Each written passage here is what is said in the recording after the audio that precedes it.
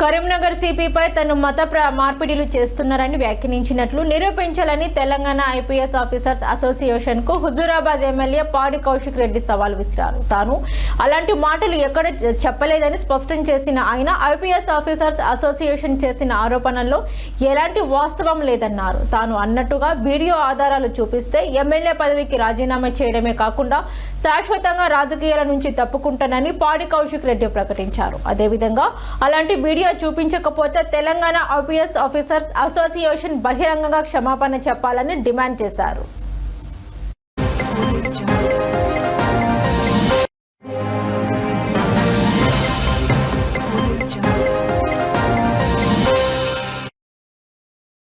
తెలంగాణ ప్రజలకి నా నమస్కారాలు తెలియజేస్తా ఉన్నాను. నిన్న ఐపీఎస్ ఆఫీసర్స్ అసోసియేషన్ ఒక లెటర్ విడుదల చేసిండు.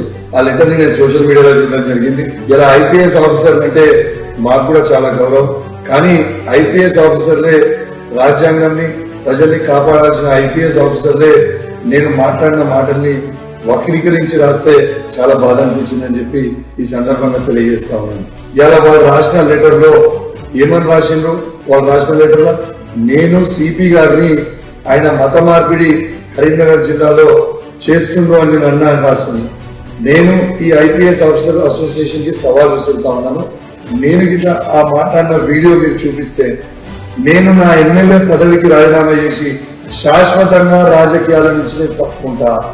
ఆ వీడియో గిట్లా మీరు చూపించకపోతే మీరు బహిరంగంగా క్షమాపణ చెప్పాలి. లేకపోతే మీ అందరి మీద ఖచ్చితంగా ప్రివిలేజ్ మోషన్ మూవ్ చేస్తా. ఎందుకంటే నన్ను మీ అందరూ క్యారెక్టర్ అసోసియేషన్ చేసే ప్రయత్నం చేస్తా ఉన్నారు. ఇది చాలా చాలా తప్పు. నేను అట్లాంటి మాటలు అనలేదు అని కూడా తెలంగాణ ప్రజలకి విజ్ఞప్తి చేస్తూ సెలవు తీసుకుంటా ఉన్నాను. జై తెలంగాణ, జై కేసీఆర్. తెలంగాణ ప్రజలకి నా నమస్కారాలు తెలియజేస్తా ఉన్నాను.